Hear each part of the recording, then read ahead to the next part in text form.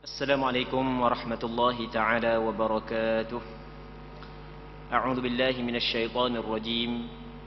بسم الله الرحمن الرحيم. الحمد لله رب العالمين، والصلاة والسلام على أشرف الأنبياء والمرسلين سيدنا محمد وعلى آله وصحبه أجمعين. اللهم رب اشرح لي صدري ويسر لي أمري واحلل عقدة من لساني يفقه قولي، ولا حول ولا قوة إلا بالله العلي العظيم. اللهم انفعنا بما علمتنا وعلمنا ما ينفعنا وعلمنا ما جهلنا وذكرنا ما نسينا. اللهم يسر ولا تعسر، رب تمم بالخير. اللهم افتح علينا فتوح العارفين، وفقنا توفيق الصالحين. اللهم لا سهل إلا ما جعلته سهلا، وأنت تجعل الحزن إذا شئت سهلا. InsyaAllah kita sambung balik pengajian kitab Bulughul Maram yang dikarang oleh Al-Imam Al-Hafiz Ibnu Hajar Al-Asqalani, yang membincangkan tentang hadis yang berkait dengan hukum hakam. Muslimin muslimat yang dirahmati oleh Allah Subhanahu wa taala. Kita masih lagi di dalam bab libas, bab pakaian. Sebagaimana apa yang kita sebut sebelum daripada ini ataupun pada minggu lepas, kita sebut bahawasanya dalam masalah pakaian, semua jenis pakaian pada asalnya adalah diharuskan. Kerana Allah Subhanahu wa taala menjadikan apa yang ada pada muka bumi ini manfaat kepada kita. Dalam Al-Quranul Karim, dalam surah Al-Baqarah ayat 29, Allah Subhanahu wa taala berfirman, "Walladzi khalaqa lakum ma fil ardi jami'a." Dia, yakni Allah, telah menciptakan manfaat untuk kamu semua apa yang ada pada muka bumi ini. Dalam ayat yang lain, dalam surah Al-A'raf ayat 32, Allah Subhanahu wa taala berfirman, "Qul man harrama zinatallahi allati akhraja li'ibadihi wat-tayyibati minar rizq." Kata olehmu ya Muhammad, siapakah yang mengharamkan perhiasan Allah yang Allah Taala telah keluarkan untuk hamba-hambanya? Siapa? Sebab itulah apa yang disebut oleh ulama bahawasanya pakaian pada asalnya, apa jenis pakaian sekalipun, pada asalnya adalah diharuskan. Dalam masalah pakaian pada asalnya adalah diharuskan. Melainkan apabila ada dalil yang melarang daripada pakaian tersebut, maka barulah dilarang. Sama ada larangan tersebut adalah larangan haram ataupun larangan makruh. Sebab ada juga larangan haram, ada larangan makruh. Maka barulah dilarang memakai pakaian yang dilarang itu. Jadi sekali lagi, pakaian, apa jenis pakaian pada asalnya adalah diharuskan. Melainkan apabila ada dalil yang melarang. Kerana Allah Ta'ala menjadikan setiap perkara yang ada pada muka bumi ini, ia bermanfaat untuk kita. Dalam ayat yang lain Allah Ta'ala kata, siapa yang mengharamkan perhiasan yang Allah Ta'ala keluarkan kepada hambanya? Jadi sebab itulah kata ulama, pada asal pakaian adalah diharuskan, apa jua pakaian sekalipun. Melainkan, baru ada pengecualian, melainkan kalaulah ada dalil yang mengharamkan ataupun yang melarang daripada pakaian tersebut, barulah dilarang. Jadi apa yang kita nak bincang dalam bab al-libas adalah manakah pakaian-pakaian yang dilarang oleh syarak. Muslimin muslimat yang dirahmati oleh Allah Subhanahu wa taala. Hadis 548, wa an Hudzaifah radhiyallahu anhu qala, Hudzaifah bin al-Yaman, naha an-nabiy sallallahu alaihi wasallam an nashraba fi aniyati adh-dhahab wal fiddah wa an na'kula fiha wa an lubsil hariri wad dibaj wa an najlisa alaihi, rawahu al-Bukhari. Maksudnya daripada Hudzaifah di sini adalah Hudzaifah bin al-Yaman, seorang sahabat Nabi sallallahu alaihi wasallam. Dia sahabat, ayah dia juga sahabat. Dan dia, Hudzaifah bin al-Yaman, antara kelebihan dia adalah Rasulullah memberi tugasan yang cukup berat kepada dia, iaitu menyimpang rahsia Nabi sallallahu alaihi wasallam. Nama-nama golongan munafiqun yang berada di Madinah, yang tengok semayang sekali dengan kita, puasa sekali dengan kita, nampak pergi perang pun sekali dengan kita, pakaian pun seperti pakaian kita, nama pun seperti nama kita, orang kampung kita je, tapi pada hakikatnya mereka adalah golongan munafik. Maka Rasul khabar ke dia, siapa golongan munafik. Sebab itulah Hudzaifah bin Al-Yaman diberi gelaran sebagai sahibu sirri Rasulillah, orang yang memegang rahsia Rasulullah sallallahu alaihi wasallam. Ayah dia Yaman. Yaman tu gelarang kepada ayah dia. Ayah dia terbunuh pada peperangan Uhud, dalam peperangan Uhud. Jadi orang Islam silap bunuh dia. Ingat orang kafir tersilap. Baik. Jadi hadis ni Hudzaifah bin Al-Yaman radhiyallahu taala anhu menceritakan bahawa Rasulullah melarang kita minum dengan menggunakan bekas daripada emas dan perak. Jadi Rasulullah larang kita minum dengan menggunakan bekas daripada emas dan perak. Makan dengan menggunakannya. Jadi bekas yang diperbuat daripada emas, bekas yang diperbuat daripada perak, Rasul larang guna untuk makan dan minum. Tak boleh, Rasul larang. Jadi benda yang kita dapat faham daripada hadis ni, kita dilarang menggunakan bekas pinggang ke, makuk ke, dulang ke. Dia sihaf, asal sihaf jamak daripada sahfah. Sahfah dalam bahasa Arab adalah suatu bekas pinggang yang besar, hak yang boleh memuatkan makanan lebih kurang 5 orang. Lebih kurang kita kata macam kita kat pinggang besar, talang kecil. Tu makna sihaf. Jadi Rasul larang. Kalau bekas tu diperbuat daripada emas dan perak, Rasul larang kita minum dan makan daripada bekas tersebut.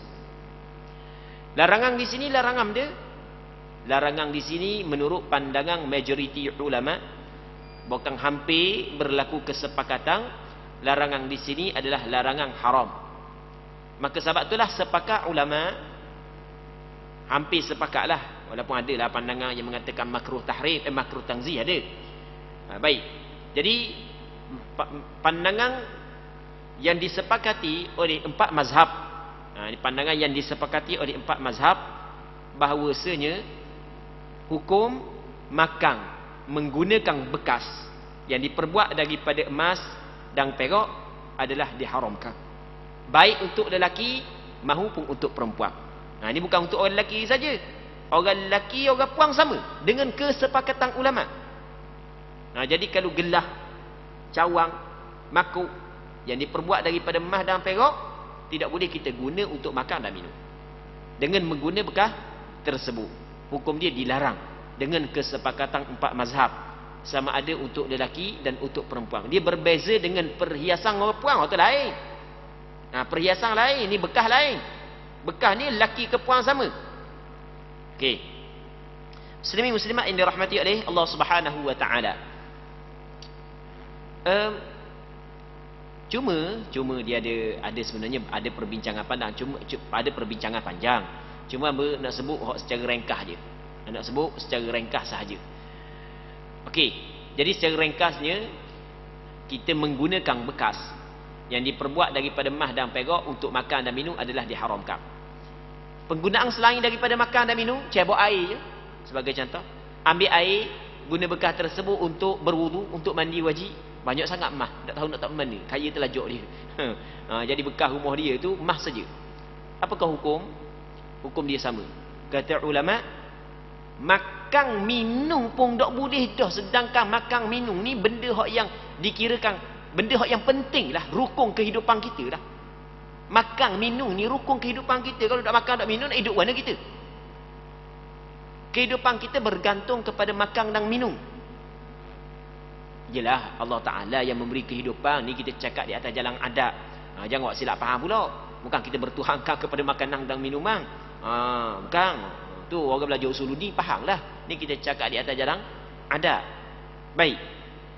Muslimin muslimat yang dirahmati oleh Allah Subhanahu wa taala. Jadi kalau dang bak makan minum pun tak boleh dah, apatah lagi penggunaan-penggunaan yang lain. Sebab itulah kata ulama, apa jenis penggunaan sekalipun tidak boleh guna bekas yang diperbuat daripada emas dan perak. Hukum dia adalah haram. Bukan hak yang lebih teruk lagi, di sana ada hadis yang dikeluarkan oleh Imam Muslim, yang mana kata Nabi sallallahu alaihi wasallam, alladhi yashrabu fi aniyati dhahab, orang hak yang minum alladhi yashrabu fi aniyatil fiddah, orang hak yang minum dalam bekas yang diperbuat daripada perak. Ada riwayat emas juga masuk. Innama yujarjiru fi batnihi nar jahannam, sesungguhnya dia telah menuang ke dalam perut dia adalah neraka jahanam. Siapa teruk? Oh, kita tengok sedap. Oh, kaya benar dia. Siapa bekas pun emas, bekas pun perak. Oh, sedap. Oh, kita usah kata bekas. Tak ada kita. Oh, kaya dia. Oh, tengok dia makan pun lalu sedapnya. 2-3 pinggang habis pakai bekas tersebut. Sebagai contoh lah kita katakan. Maka kita memang nampak pada zahir itu, tapi pada hakikatnya sebenarnya dia menempuh azab Allah. Dia telah menuangkan di dalam perut dia neraka jahanam. Muslimin muslimat yang dirahmati oleh Allah Subhanahu wa taala. Na'udzubillahi min dzalik. Baik.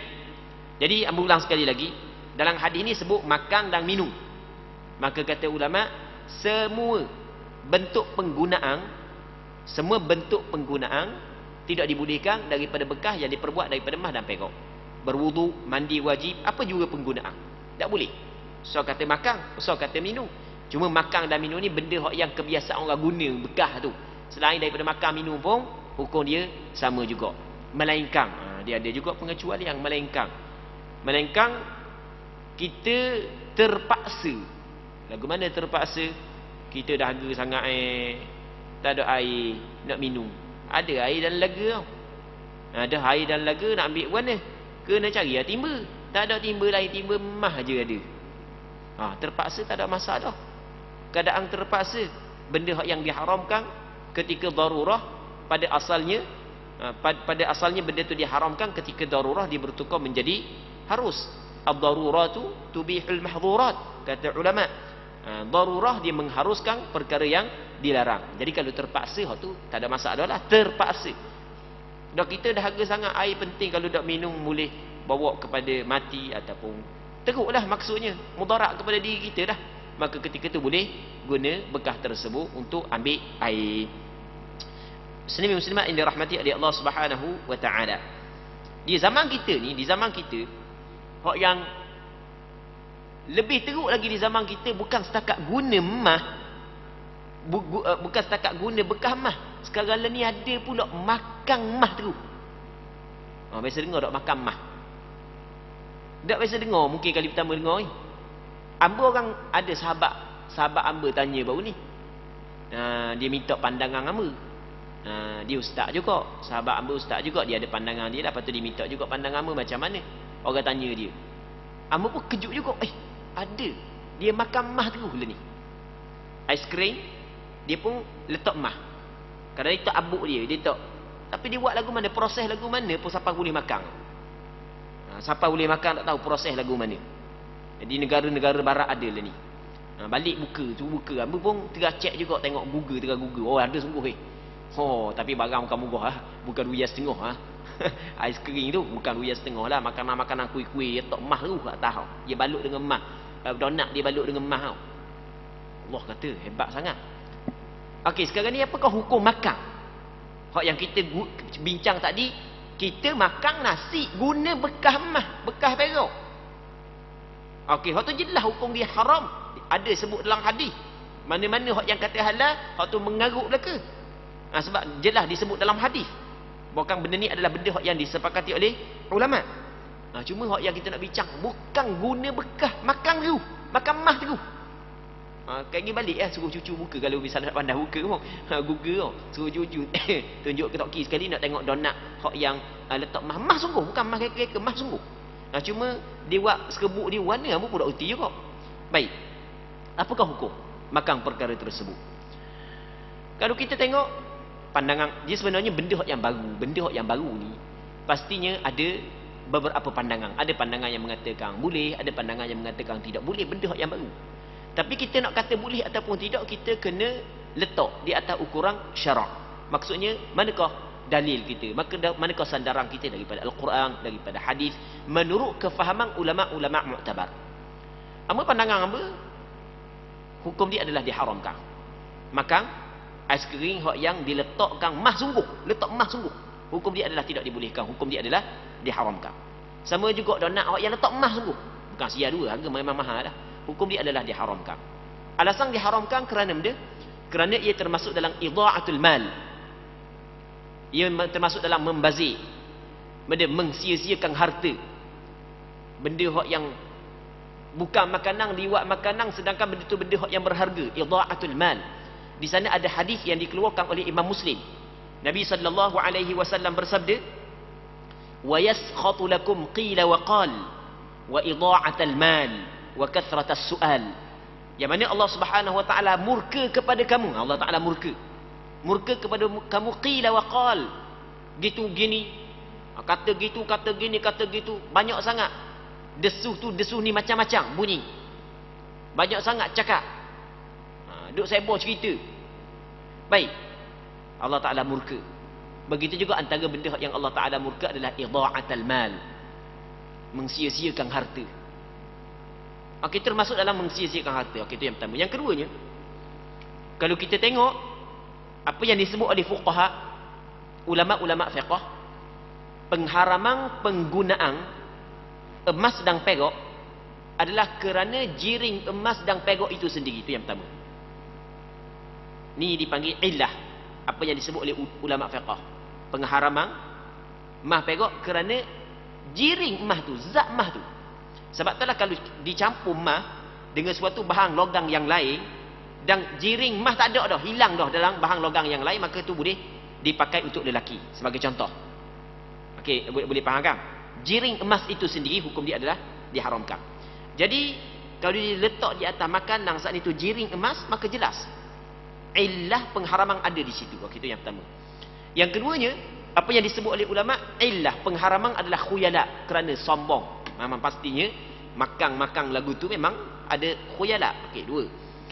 Yang ketiganya, apa yang disebut oleh ulama di antara illah pengharaman emas dan perak adalah kerana kasru qulubil fuqara, mematahkan, menghancurkan hati orang-orang fakir. Allah, aku tak ada benda, dia sampai makan emas terus. Okey, tiga. Ada juga di situ. Yang keempat, apa yang disebut oleh ulama fiqh di antara illah pengharaman emas adalah tadyiqun naqdain. Maksud dia menyempitkan mata wang. Dulu mata wang adalah emas dan perak. Jadi kalau mung buat bekas, jadi sempit penggunaan mata wang. Jadi keempat-empat yang kita sebut saat ni tu, ada pada memakan emas, meminum emas, maka dia mengambil hukum yang sama, iaitu diharamkan. Itu pandangan hamba. Wallahu Subhanahu wa taala a'la wa a'lam. Muslimin muslimat yang dirahmati oleh Allah Subhanahu wa taala. Katanya lagi,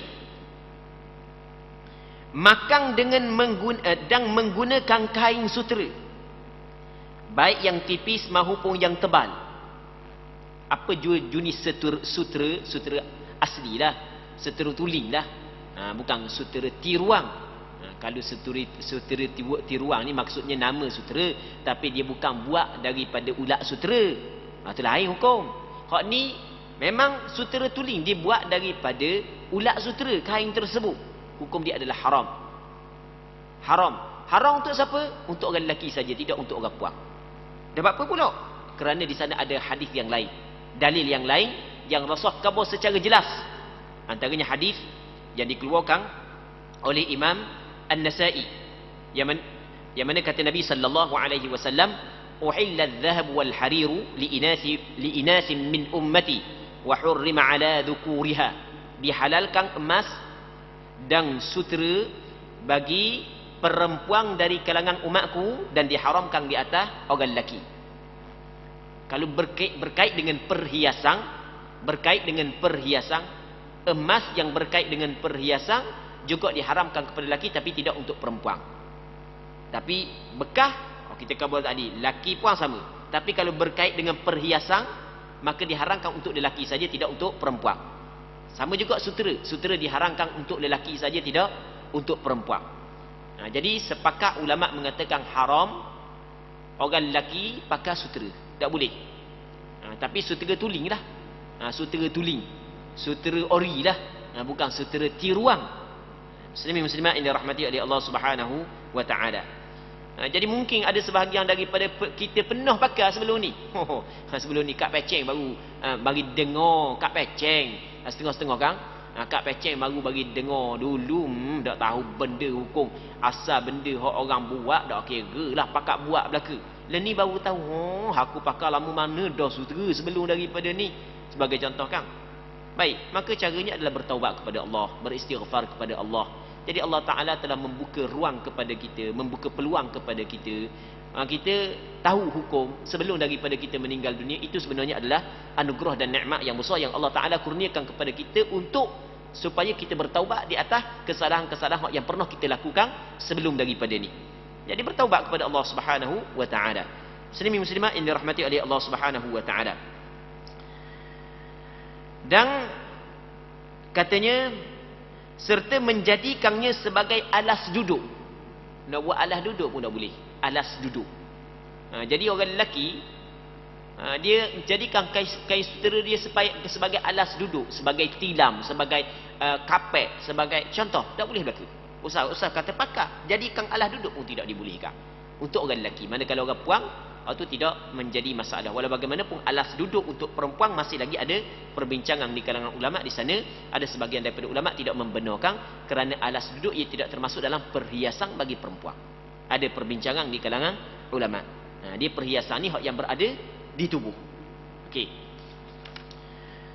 Seterusnya katanya, wa an Umar radhiyallahu anhu qala nahan Nabi sallallahu alaihi wasallam an lubsil harir illa mawdi'a isba'ain aw thalathin aw arba'. Maksudnya muttafaqun alaih wal lafdhu li Muslim.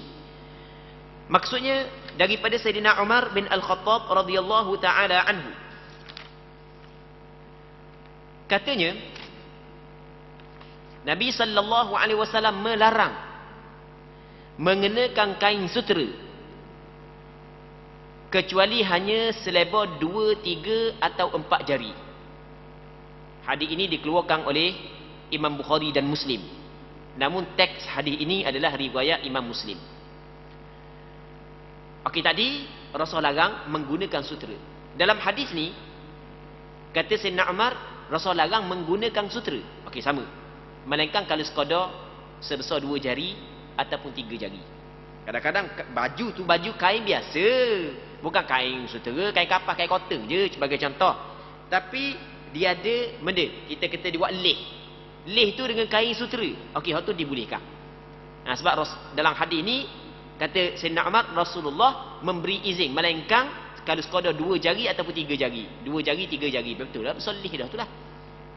Tapi kalau setapang muka depan tu sutera, belakang tak sutera, tapi hak depan muka depan sekali dengan lengang sutera, itu tak boleh dah.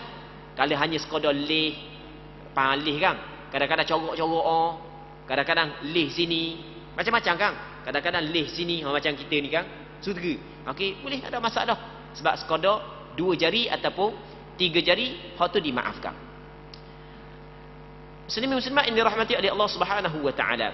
Hak yang kita bincang ni adalah sutera asli, sutera tuling. Tapi kalau sutera campuran dengan benda lain, campuran dengan kapas ke, ikutlah. Campuran dengan kulit kayu ke, campuran dengan getah ke, campuran dengan, ikutlah. Yang penting campuran, bukan hak yang tuling, bukan hak yang benda, hak yang ori sebagai contoh, bukan 100%. Baik, apakah hukum? Kalau mengikut mazhab Imam Syafi'i, kalau sutera tu dicampur dengan benda lain, sutera dicampur dengan bahan lain, lepas tu jadi kain, maka ulama mazhab Imam Syafi'i kena kata tengok benda. Tengok kuantiti sutera dengan barang-barang lain tu mana lebih banyak. Kalau kuantiti sutera lebih banyak berbanding dengan kapas sebagai contoh, ataupun bulu sebagai contoh, ataupun benda lagi, plastik sebagai contoh kan, maka tidak dibolehkan kalau sutera lebih banyak. Kalau kuantiti sutera sikit, sutera hanya 30% sahaja, 70% kapas sebagai contoh, maka dibolehkan bagi lelaki. Ni yang kita cerita untuk orang lelaki.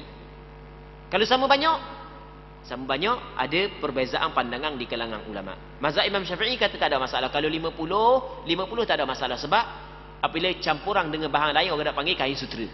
Kalau hanya 50-50 orang nak panggil kain sutera, maka dibolehkan bagi lelaki. Itu mengikut mazhab Imam Syafi'i. Muslimin muslimat yang dirahmati oleh Allah Subhanahu wa taala. Seterusnya kata dia, wa an Anas radhiyallahu anhu أن النبي صلى الله عليه وسلم رخص لعبد الرحمن بن عوف والزبير في قميص الحرير في سفر من حكة كانت بهما متفق عليه.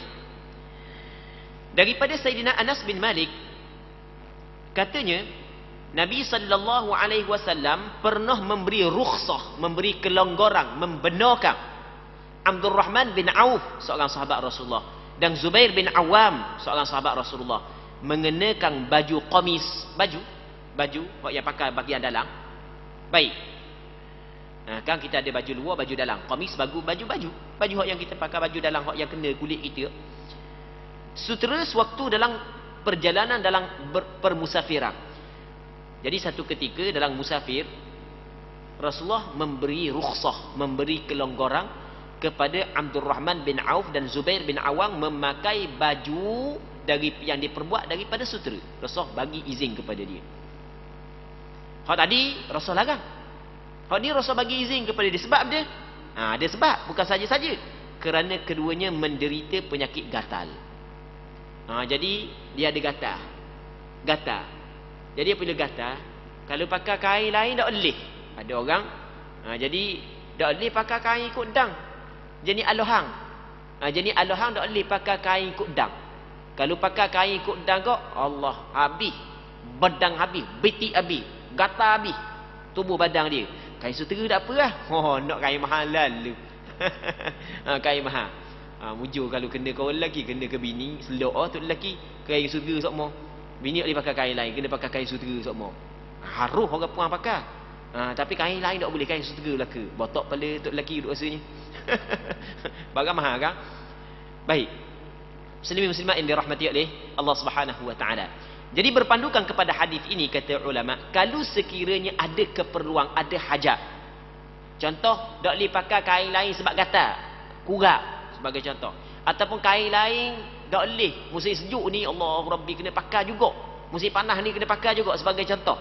Tak tahan tubuh dia. Maka ketika itu diharuskan. Maksudnya pengharaman sutera kepada lelaki bukanlah pengharaman secara mutlak. Ketika ada hajat yang diizinkan oleh syarak, maka boleh lelaki memakai sutera.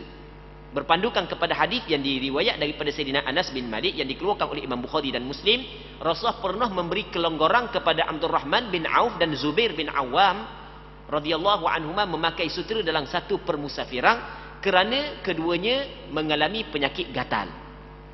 Muslimin muslimat yang dirahmati oleh Allah Subhanahu wa taala. Sama juga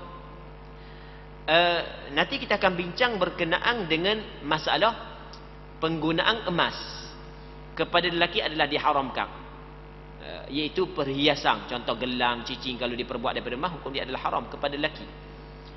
Namun kadang-kadang ada juga, maksudnya dalam keadaan tertentu diharuskan lelaki menggunakan emas.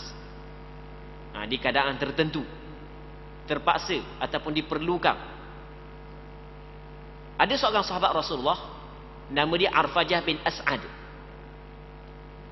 Di zaman jahiliyah ada satu peperangan yang dikenali sebagai peperangan Kulab. Peperangan Kulab. Yang mana peperangan Kulab ni satu peperangan yang pernah berlaku di zaman jahiliyah. Antara orang yang hadir dalam peperangan tersebut, nama dia adalah Arfajah bin As'ad. Dalam peperangan tu, Arfajah bin As'ad cedera hidung, sampai keputus hidung. Sampai putus hidung. Kata dia, usibu anfi atau usiba anfi yaumal kulab, ni hidung aku ni ditimpa musibah ni, putus hidung aku pada peperangan Kulab. Lepas tu kata dia, fattakhadtuhu min wariq, aku jadikan hidung aku daripada perak. Jadi buat hidung palsu daripada perak. Fa antana alai, jadi busuk, tak sesuai. Maka Nabi sallallahu alaihi wasallam suruh dia jadikan hidung dia daripada emas. Maka kata ulama, kalau diperlukan seperti mana yang disebut dalam hadis Arfajah bin As'ad, maka orang lelaki boleh guna emas. Sebab itulah kalau misalnya putus hidung, boleh buat hidung palsu daripada emas. Tapi zaman kita dah buat dah kan. Zaman kita orang buat hidung palsu daripada bukan daripada barang yang sama dengan warna kulit lah. Baik. Susah juga kena jaga hidung. Nak pergi tempat-tempat orang ramai-ramai bimbang juga. Takut jatuh hidung. Selok lah barang mahal. Okey. Muslimin rahmati oleh Allah Subhanahu wa taala. Katanya, wa an Ali radhiyallahu anhu qala كساني النبي صلى الله عليه وسلم حلة سيراء وخرجت فيها فرأيت الغضب في وجهه فشققتها بين نسائي متفق عليه وهذا لفظ مسلم. Daripada Sayyidina Ali radhiyallahu anhu. Sayyidina Ali seorang sahabat yang cukup masyhur, khalifah ar-Rasyidin yang keempat setelah daripada Sayyidina Uthman bin Affan. Dia adalah sepupu Nabi sallallahu alaihi wasallam. Dalam masa yang sama dia adalah menantu kepada Rasulullah. Dan cucu Rasulullah yang paling ramai adalah daripada Sayyidina Ali. Yang paling ramai adalah daripada Sayyidina Ali. Sayyidina Ali isteri dia adalah Fatimah radhiyallahu taala anhuma. Jadi dalam hadis ni Sayyidina Ali menceritakan Nabi sallallahu alaihi wasallam pernah memberikan pakaian yang terbuat daripada kain sutera. Rasul hadiahlah kepada dia, Rasul beri kepada dia pakaian kain sutera. Rasul bagi kepada dia pakaian kain sutera. Baik. Lalu aku keluar mengenakannya. Dia pakai tak sekarang. Ada Rasul beri kan pakai. Pakai. Dan ternyata kulihat petanda amarah di wajah baginda sallallahu alaihi wasallam. Tengok jumpa dengan Rasul, tengok muka Rasul masam. Muka Rasul masam. Nampak ada alamat Rasul nak marah. Rasul marah terhadap perbuatan aku memakai kain sutera tersebut. Maka katanya, maka aku memotongnya dan membahagi-bahagikannya kepada kaum wanita aku. Jadi lepas tu balik rumah, kerak-kerak bagi. Wi ke bini dia, wi kepada mana kakak ipar dia, dia bagi. Bagi kepada orang puang. Jadi bermakna dalam hadis ni Rasulullah sallallahu alaihi wasallam larang Sayyidina Ali pakai kain sutera. Dah Rasul bagi ya. Rasul bagi bukan suruh dia pakai. Rasul beri bukan suruh dia pakai. Dah nak ui siapa pakai? Ui kepada orang yang boleh pakai. Binimu.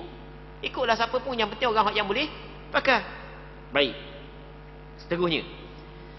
Katanya wa an Abi Musa radhiyallahu anhu anna Rasulullah sallallahu alaihi wasallam qala uhilla adh-dhahab wal harir li inathi ummati wa hurrima ala dhukurihim rawahu Ahmad wan Nasa'i wat Tirmidzi wa sahhahah. Maksudnya daripada Abi Musa al-Asy'ari radhiyallahu taala anhu bahawa Rasulullah sallallahu alaihi wasallam pernah bersabda, emas dan perak dihalalkan bagi kaum wanita umatku. Jadi orang puang halal dia pakai emas. Silap dia terjemah silap. Kita ambil ia silap terjemah. Bukan emas perak, emas dan sutera. Az-zahab wal harir sutera. Itu dia emas dan perak. Silap-silapan. Emas dan sutera dihalalkan keduanya kepada kaum wanita dari kalangan umatku. Jadi orang puang boleh pakai mah, boleh pakai sutera. Tapi mah yang dimaksud kata boleh pakai ni, ia melibatkan perhiasan. Manakala bekas pinggang, cawang, hak yang diperbuat daripada mah, macam kita khabar tadi, hak tu tak boleh, laki tak boleh, puang tak boleh. Oleh kerana perhiasan adalah untuk perempuan, maka syarak mengizinkan perempuan berhias dengan emas. Jadi kalau orang puan nak pakai gelang, nak pakai rata, nak pakai cici, nak pakai subang yang diperbuat daripada emas, hukum dia adalah dia bolehkan. Pandangan hak yang mengatakan tak boleh orang puan pakai gelang, pakai cici, hak tu pandangan hak yang tidak betul. Jadi orang puan dibolehkan dia pakai emas dan pakai cincin gelang hak yang diperbuat. Boleh belaka. Yang penting benda tu melibatkan perhiasan dia. Adakah boleh secara mutlak ataupun tidak? Di sini ulama berbeza pandangan. Sebahagian daripada ulama kata sikit ke banyak ke boleh, asal kata perhiasan. Mazhab Imam Syafi'i dah. Mazhab Imam Syafi'i kata boleh perempuan memakai perhiasan gelang, cincin, benda lagi, rata, subang. Tapi dengan syarat tidak israf, tidak melampau, tidak berlaku pembaziran melampau. Kalau dia pakai lebih daripada kadar yang sepatutnya, maka hukum dia adalah haram. Itu mengikut mazhab Imam Syafi'i. Namun di sana ada pandangan sebahagian daripada ulama fiqh mengatakan asal kata ia perhiasan kepada perempuan sikit banyak tidak menjadi masalah. Ini penting orang puan kena tahu ni. Orang puan kena tahu. Sebab dia? Sebab mah di antara benda yang diwajibkan zakat.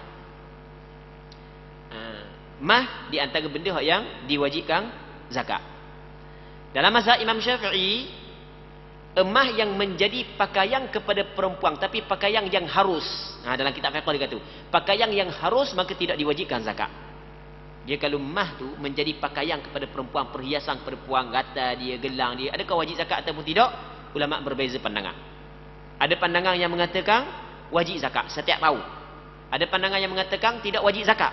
Ada pandangan yang mengatakan wajib zakat sekali je.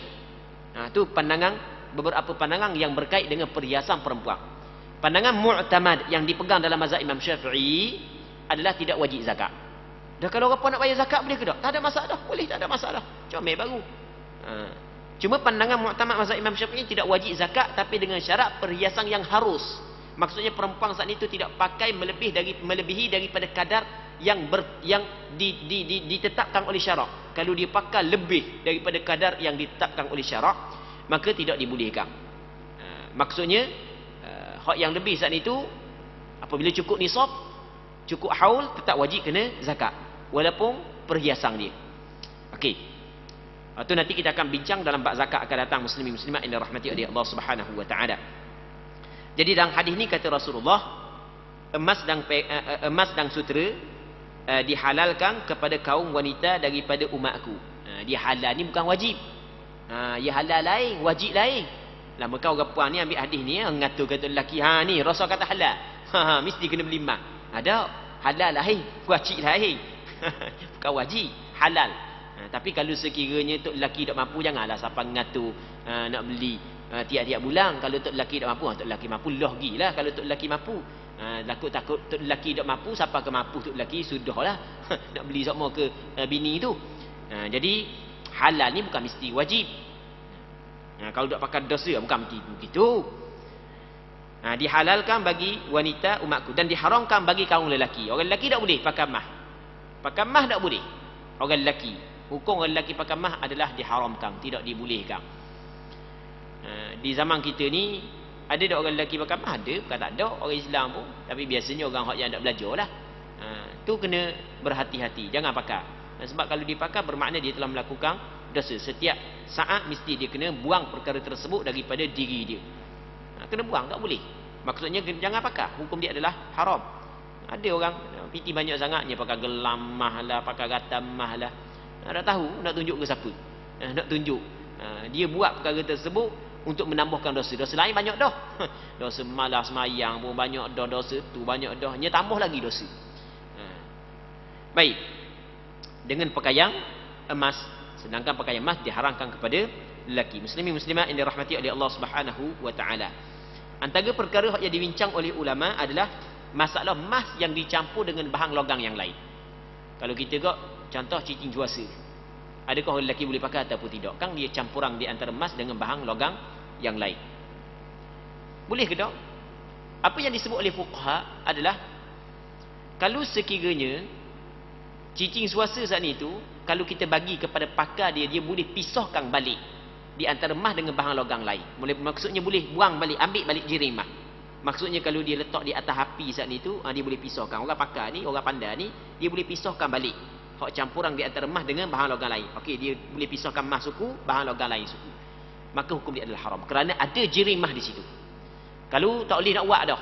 Jadi emas saat itu maksudnya dia campur dalam bahan logam yang lain, kita tak boleh nak keluarkan balik dah emas dengan kita letak di atas api, maka ketika itu dibolehkan kepada orang lelaki pakar. Selagi last sekali sebelum daripada kita berhenti, masalah emas putih.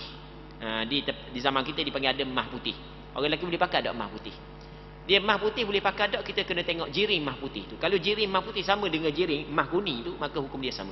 Kalau jirim dia berbeza, nama je emah putih, maka itu tidak menjadi masalah. Okey. Allah Subhanahu wa taala a'la wa alam. Jadi untuk malam ni kita kena berhenti sini dulu. Insya-Allah kita sambung balik pada minggu-minggu akan datang. Kita berdoa kepada Allah Subhanahu wa taala agar Allah Subhanahu wa taala memberkati majlis ilmu yang kita adakan pada malam yang mulia ini, dan semoga sama-sama kita dapat mengambil manfaat. Wallahu Subhanahu wa taala a'la wa alam. Allahumma haqqiqna bittiba'i nabiyyika Muhammadin sallallahu alaihi wasallam zahiran wa batina. Allahumma ij'alna mimman yastami'una al-qawla fayattabi'una ahsana. Wa sallallahu wa sallim wa barik ala sayyidina Muhammad wa ala alihi wa sahbihi ajma'in. Walhamdulillahi rabbil alamin.